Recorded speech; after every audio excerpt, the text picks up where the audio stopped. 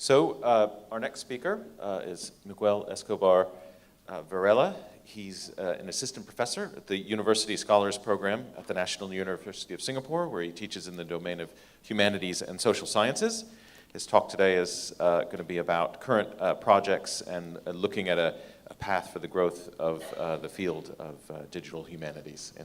Yeah, well, as announced, I'm here to represent digitalhumanities.sg, which is not really an organization yet.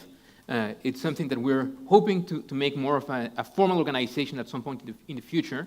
At the time being, we're just a group of people who are interested in what the digital humanities mean for scholars, for publishers, for librarians. Many of the people that are part of this group of interested people are here in the room today. Others were perhaps here yesterday. And as you will see, there are many of the challenges that we're facing in the digital humanities are increasingly coming close to the things that Crossref is doing. So dealing with metadata, dealing with trust, dealing with ethics, dealing with a variety of topics that have been discussed are becoming increasingly central to the things that we're doing. So it's my great pleasure to talk to you today. I hope that you'll see that even though I'm talking specifically about Singapore and specifically about the digital humanities as a field, many of the things that I'll raise today will hopefully resonate with other projects around the world and across other disciplines. So I'm assuming that most people have heard the term digital humanities and that this is something that is common in this community. But still, I'd like to begin with a slide about how I usually introduce this when I'm in places in Singapore where people might be doing things that are connected to the digital humanities, but they don't necessarily know exactly what we mean by this term. So I like to begin with this very simple definition, which is the usage of digital data and methods to carry out research in the humanities. So hidden in these relatively simple definitions are key challenges to the ways in which people in the humanities think about what they do. So conventionally, people in the humanities spend a lot of time reading books, doing close reading, drawing together things from a variety of places, and producing books, journals, and more conventional outputs. In the digital humanities, that begins to change. People start to think about their objects of study as data, as things that need to be modeled, in some cases quantitatively, but also things that need to be described through formal mechanisms, metadata, and others as well. And also when we use digital methods. This includes things such as distant reading, applying computational methods, quantitative methods, things that are conventionally not considered the domain of scholars in the humanities. And still, this is a relatively large, wide definition. Some people still tell me after, we have long meetings about the digital humanities, yeah, that's great, I still don't fully understand what it means. And in some ways, it's okay that we don't have a full definition that everybody agrees on, because I think part of the strength of the digital humanities is that it's a meeting place. And one of the things that we're trying to do here in Singapore is to use these terms strategically to bring together people from the libraries, from the publisher sides, from the research side, people that don't often meet to discuss these things. Often researchers in more traditional modes of publishing are unaware of this infrastructure that goes into making things sustainable, citable, and so on and so forth.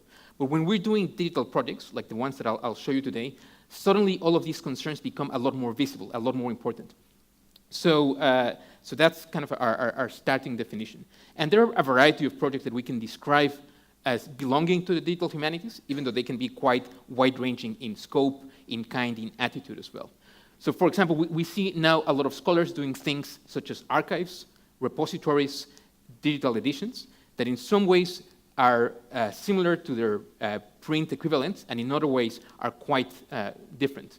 We also see a lot of things such as multimedia scholarship that I've chosen to highlight in this slide because it raises all sorts of challenges about what it means to do scholarship, about what it means to preserve things, about how all the mechanisms for validation, for peer review, for a variety of concerns that have been raised before. As we saw a very good illustration of that in Jeffrey's talk earlier about how we recognize the visual cues for a journal article. There are certain heuristics that we can use, but when we talk about multimedia scholarship, and I'll show you some examples of things that combine interactive diagrams, videos, and a variety of other media in these evolving platforms, there's no real way to distinguish these things, and issues about validation, about review are suddenly much more important. And lastly, also, we have a lot of people that are doing computational approaches to the study of culture. So this is also very closely linked to ideas about metadata and data sharing, because one of the preconditions for people to be able to do computational research is that we need to be able to have data that can be easily accessed, but that can also be validated in some cases, in some automatic form, that can be aggregated, that can be mined, that can be then subject to a variety of procedures that might be computational in nature. So what I want to do now is, yeah, I mean, just to give you like a bit of an overview, I mean, I guess that some people might be familiar with these things before about the current status of the digital humanities around the world. There's an association of digital humanities organizations. This is ADHO, so this is made of local and regional organizations, Europe, the US, Japan, Australasia, and most recently, Taiwan and South Africa have joined as well. So there's a yearly conference that moves around the world. Earlier this year, it was in Montreal in Canada, and Maran Dacos, who I think is present here, was the keynote speaker, one of the keynote speakers. So there's definitely a lot of interest between the ADHO and Crossref, so many people might have also experienced these intersections in their own experiences as well. So we have a yearly conference, there's a peer-reviewed journal, and smaller journals. There's also like an entirely online journal called Digital Humanities Quarterly. So this is the general perspective around the world. We're hoping in Singapore to eventually join some of these larger projects. Currently, most of our connections are with people that are working in Taiwan, in Japan, and in Australia, which are some of the most established neighboring regions when it comes to digital humanities. But another trend that is happening is that there's an increasing amount of courses being offered around the world, faculty positions, journals, DH centers. So definitely many things are moving in the direction of DH, but this is going to create massive challenges for evaluation, and also for rethinking what a university is, what pedagogy is, what many of the things that are important to the people in this room are changing. So I want to give you now, for the next few minutes, a tour of the things that we're doing here in Singapore. So some of you might be familiar with some of these projects. They don't aim to be a comprehensive overview of things that people are doing in Singapore. I just selected a few things aimed at variety. Also, apologies if some people know of other projects that might be more relevant. There might also be some selection bias here. I also included some of my own projects, so I hope you'll you'll accept my apologies for that. But the idea of this is just to give you like an overview of things that we are doing and some of the challenges where I think also Crossref can provide a lot of guidance about where we can go forward. So here's like a quick tour. One of the projects that some people are doing at NUS is there's this Singapore historical GIS, so Geographic Information Science portal that includes vast amounts of geographical information that have been digitized since the 19th century. So Singapore has, it's of course like a relatively small country that has been relatively well mapped. So it's very easy to then join a lot of these old historical maps, census data, and a variety of different things. So this is currently being done online. You can see that one of these projects, one of the earlier projects, deals with the spatial distribution of Chinese temples. And if you go to that website, I mean, I hope I can distribute these slides later on if people want to go and visit these sites. Everything is also available at digitalhumanities.sg, so you can also feel free to use these links if you're interested. So what you can see is that you have a variety of maps that are interactive. And one of the things about temples in Singapore that makes this case study particularly interesting is that temples tend to move. Actually, the city of Singapore tends to move quite extensively. And it's commonly known here that perhaps, for those who are Singaporeans, the place where you grew up might not be the place where you grow old, because the city is constantly changing. Things are being demolished, new areas are being built. So temples tend to move around. Temples tend also to join forces, as it were. So sometimes temples that were distinct become then one temple. So it's a massive challenge to tell that story of those temples. And you can see that here in this map. Actually, if you go to the online version, it's a lot more interesting that it appears to be in this slide, because you can see the movement of the temples. You can see how they move through time, how they become like temples coming from different places move together throughout the island, throughout time as well. So there are a variety of interactive things that you cannot do in print publishing. And again, this is one of the things that raises questions about the metadata for these. Also the incredibly collaborative nature that goes behind projects like this, where a variety of people, volunteers, students, many researchers are working together to make these things possible. This is another project, which is the Southeast Asia in the Ming Shelu, which is like this, of course, like, these imperial records from the Ming Dynasty. In some ways, this might seem as like the interface might not be that interactive at first glance, but what this is doing is that all those records that might be important for historians, for researchers, are now isolated, have been uploaded in a searchable format. So this opens up a variety of different avenues for research that a conventional book doesn't enable to. So I mean, of course, this is all common knowledge, but it's still something that is at the forefront of the challenges that we're meeting about how to think about this kind of scholarship. Many other projects that are developed, for example, by the National Library Board of Singapore. So this is just one example. This is the Singapore Tamil Literature, a digital collection, where you can see a variety of things in the different official languages of Singapore, in this case in Tamil. So these are electronic resources that are also freely available online for people to search, but also hopefully for people to use in different ways, not only to read, but also to analyze in computational ways. Going forward, I show you another project.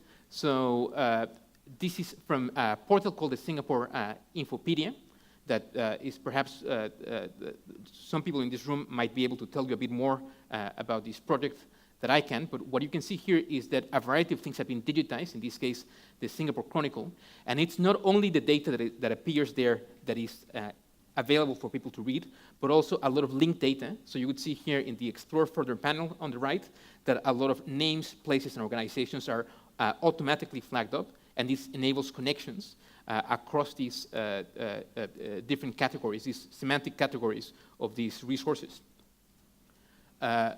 Not all the projects deal specifically with Singapore, so we also have a lot of really well-known international scholars that are based in Singapore at the moment. This is a project from John Van Wy called the Darwin Online, which is perhaps one of the largest edited collections of a single scientist. So this is a massive work where every single letter, article, book, draft written by Darwin has been edited online. So it's a comprehensive annotated edition online.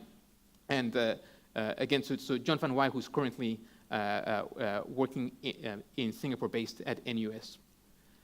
We also have things such as the Asian Shakespeare Intercultural Archive. So this is a video archive, so it's different to normal digital editions. So in this case, this has theater recordings from across East Asia and Southeast Asia, where Shakespeare has been adapted in a variety of languages, combined with a variety of local traditions throughout Asia. So a lot of these annotated videos are available here online. A similar project is the Contemporary Wayang Archive. So this includes annotated videos of Wayang Kulit, which is one of the most important theater traditions in Southeast Asia. It's a very old form of shadow puppetry. So this is an archive that has also, as you can see in the panel to the side, it has some things that you might recognize from a conventional academic apparatus, such as notes, footnotes. It has translations, and it also includes some metadata that you can see if you visit this website. And this is a slightly different project. So here what we're doing is like a biomechanical analysis of Javanese dance, which is basically using motion capture in order to record traditional dances in Indonesia, and then make that data available. So enable people also to cite that data, hopefully, to reuse it in different ways. So again, you can see that in some of these projects, there's some continuity with previous modes of scholarship. In other ways, we're moving towards data. And in other cases, we also have multimedia scholarship. This is a project from Christy Kang, who's a researcher at the Nanyang Technological University, also here in Singapore. This project was not made in Singapore originally, but then she brought it here when she moved to Singapore. And you can see here that this project called Soul of Los Angeles has, it's a different way of exploring the social texture of a city, and it has a combination of videos, of located narratives, interviews, archival materials, a variety of things that are interactively available in this website. So again, you can see from this range of things the kinds of challenges that we are facing. So I think that this might not come as a surprise to anybody in this audience, but the main things that we're facing now, the main problems that we have, is how do we make these things citable? And of course, there's a very instrumental aspect to making things citable. People are worried, of course, about tenure, promotion, validation, about how how people are showing an impact about the work they're doing. And I think that's really important. That's a part of things that we are concerned about. But I'm also interested in making things citable from a more philosophical perspective. I think that in the humanities, the core of what we do is this intergenerational annotation of the cultural record. So we are still engaging with the ideas of what people have said in centuries past. So this conversation across centuries, across media, is key to what we do. And it's very important to be able to cite things. It's very important to be able to participate in this organized debate that the citation practices, the libraries, many institutions have made available for us. That infrastructure has not yet been fully developed or not yet been fully adopted by the people that are doing these projects. So citation is central for the, for the more immediate concerns, but also for the intellectual projects of the humanities and the disciplines. And the other thing is also making our work sustainable. As everybody here knows, what often happens is that when people put things online, they often believe that it will be there forever. And then we are starting to see a variety of projects that are, after a couple of years, they're not available there anymore. So this is really one of the most important challenges that we're facing. A lot of DH work is being funded by grants. So people get a grant for a few years, they put on these amazing websites, they do this incredible amount of work, but then when the grant runs out, there's no more money to support the website, and then it just goes up in smoke. And this is a massive waste of effort or resources, but it also prevents future scholars of learning from these resources. So making things sustainable is also one of perhaps the most important challenge that we're facing now. And again, perhaps naively on the part of researchers like myself, many of us come from more traditional disciplines, and we are, in some ways, we were spoiled by the fact that this infrastructure that has grown over centuries was already there for us. So we don't need to think too much about libraries, we don't need to think much about publishers. It's all been there, we just send the article, all that workflow that was sent earlier, that somebody else will be the editor, we will argue with them, and that's it. But in this case, when we're creating our own projects, thinking about how things will be citable, how things will be preserved, in some ways requires us to become information science professionals as well. And I think it also requires information science professionals to become researchers. So a lot of these older distinctions where the library and the research side could be kept apart perhaps don't make sense or are not useful for us anymore. So these are the challenges that we're dealing with. What is the answer? Of course, there's no one easy solution for this, but one of the areas that we're looking at is, of course, metadata. And we believe that metadata awareness is one of the things that is really lacking in the research community, and that even if it's not an answer to everything, it does provide a way for citation, it provides a way for continuity as well if things move throughout institutions. For example, like I showed you in a couple of examples, people create their own personal website for their project and they change institutions, they move to another country. How do you make sure that that provenance is still maintained? How do you make sure that that will be kept up in the future by other people? And I think that also metadata has a major role to play in those efforts. So, as I mentioned a moment ago, many projects started as individual efforts that were at some points at the fringes of their disciplines, or they were in between disciplines.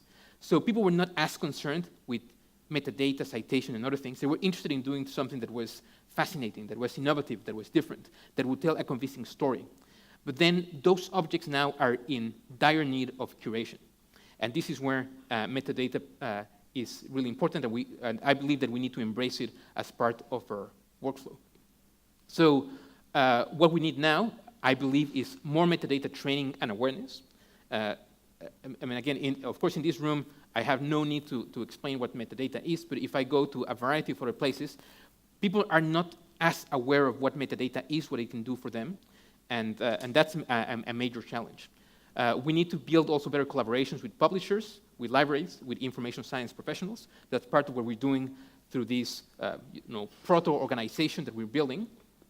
And so things that we're doing so far are organizing workshops, hackathons, and conferences, like at a very small scale at the moment, but really getting people in the same room, getting people interested to talk about these things.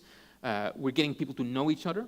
Often there might be a lot of people that are in the same institution as you, but then you're less likely to know what they're doing because they're in a different discipline. And I think that many of the challenges that we face are common. So the more we understand the common infrastructural challenges, the better we can come up with a response. And finally, we're also musing over a Singapore-level DH infrastructure. There are many things that we can do on our own, but of course, the more we join forces with different research institutions, with different libraries, Singapore is still small enough for these collaborations to work. Doing projects in Europe or even across the US are possible. People have done certain things where there's common infrastructure. And I think Singapore is an ideal place for enabling these kinds of things. It's still, within a taxi ride, you can go to any other institution here. So there's a big, it can be a big testing ground for what this can mean at a national level. Long-term goals include better infrastructure for long-term data storage, clearer protocols for interoperability, and more freely available data sets. But in a way, this is part of our long-term wish list. But to get there, the first things that we need is to have this better metadata awareness, more people doing things, more people engaging in these dialogues, and more people thinking about what citation and preservation can do for them. So this is what I wanted to share with you today. This is my Twitter handle, if anybody wants to continue this conversation, and please do visit digitalhumanities.ca. Thank you very much.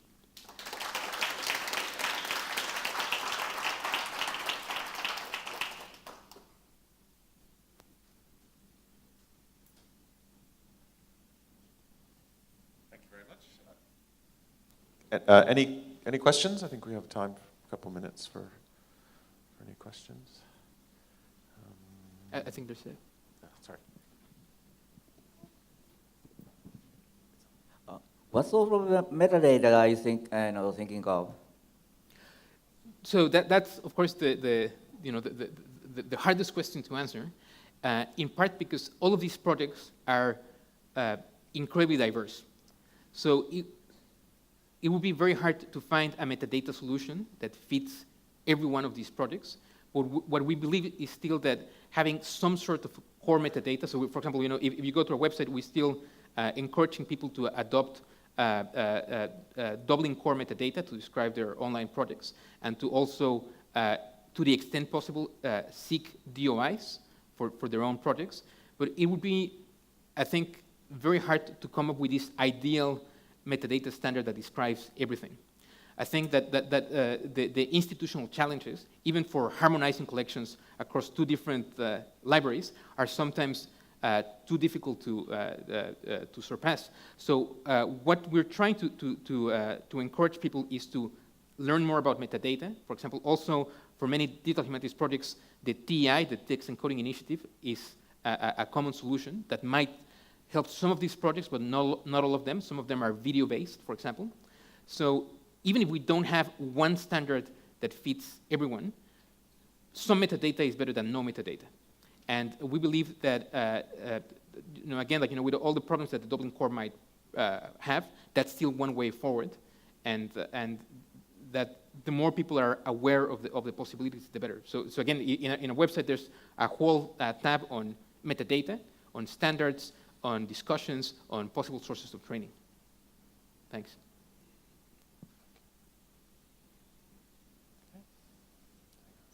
Okay. Thank you very much. Thank you.